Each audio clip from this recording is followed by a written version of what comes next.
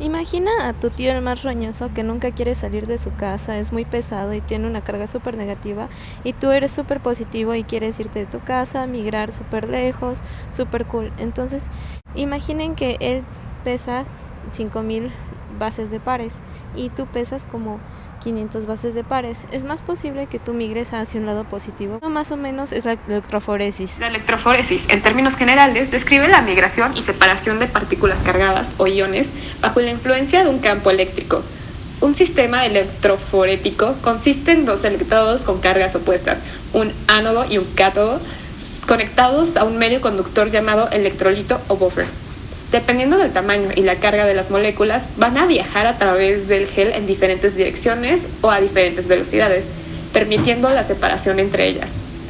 Las separaciones electroforéticas pueden ser llevadas en soluciones como microchips capilares y sistemas de flujo libre, o en algún medio estabilizador como placas con capas delgadas, películas o geles. La electroforesis en zona, o simplemente electroforesis, es un sistema de buffer homogéneo en el cual es utilizado sobre todo el sistema de separación para asegurar un valor constante de pH.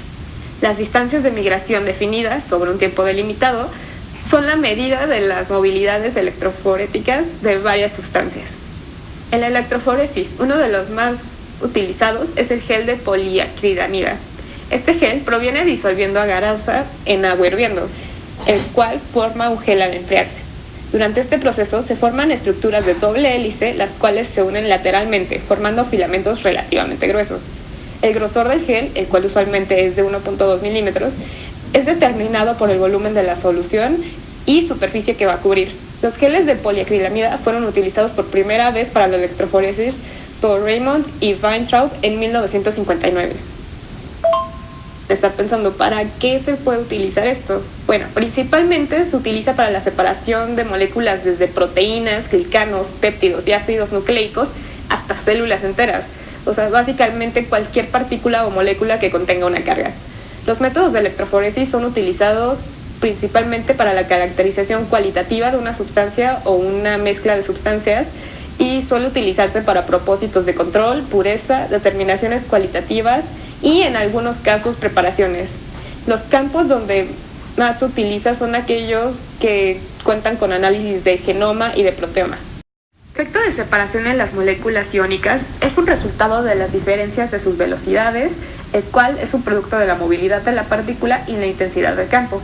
La movilidad de una partícula iónica, la cual es una medida de la velocidad de migración que está determinada por el tamaño, forma y carga de la partícula, dependen de los valores del pK, los cuales a su vez son dependientes de variables como la temperatura y condiciones como el pH del buffer, los cuales deben de estar bien definidos y mantenerse constantes. A estas variables se les conoce como condiciones electroforéticas. Las condiciones electroforéticas están caracterizadas por los parámetros eléctricos como corriente, voltaje, potencia y factores como fuerza iónica, pH, tamaño del poro, etc., las cuales en conjunto describen el medio en el cual las partículas se están moviendo. Un criterio importante que se tiene que considerar es la naturaleza de la muestra que se está analizando. No deben de existir partículas sólidas o componentes grasos suspendidas en la solución. Esto es debido a que interfieren con la separación, bloqueando los poros de la matriz. Las muestras por lo general son centrifugadas y en algunas ocasiones desalinizadas antes del proceso de la electroforesis. Las moléculas que tienen una carga exclusivamente positiva o negativa son fáciles de correr.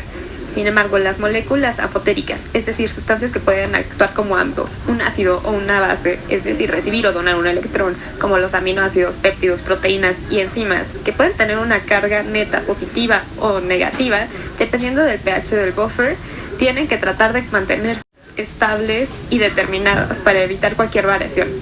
La concentración de las sustancias en solución también juega un rol importante, en particular cuando la sustancia es introducida al gel, ya que pueden ocurrir efectos de sobrecarga.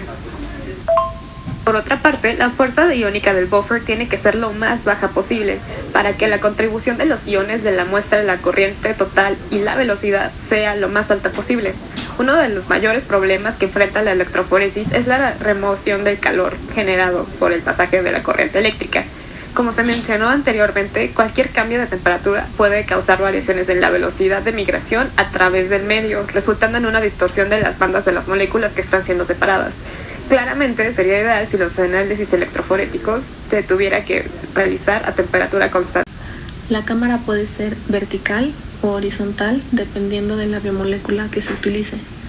Y también de la biomolécula depende el tipo de gel que se vaya a usar, de agarosa o de poliacrilamida. La cámara tiene un electrodo negativo y uno positivo. En el lado del gel que está hacia el negativo se encuentran los pozos en donde se carga la muestra, y en el lado del gel que está hacia el positivo es hacia donde va a migrar la muestra. Ambos electrodos deben de estar cubiertos por el buffer, el cual sirve como medio conductor y ayuda a controlar el pH. Los principales campos de aplicación son la investigación biológica y bioquímica, así como la química de proteínas, farmacología, medicina forense, investigación clínica, veterinaria, control de alimentos, así como biología molecular. También contribuye en el diagnóstico de enfermedades genéticas a través de la secuenciación y análisis de los fragmentos obtenidos. Un ejemplo específico de esto es el método de Sanger, que puede encontrarse mutaciones puntuales implicadas en el desarrollo de enfermedades. En la toxicología forense se utiliza para el análisis de la orina, para la identificación de sustancias ilícitas, detección de venenos, toxinas en fluidos y tejidos humanos.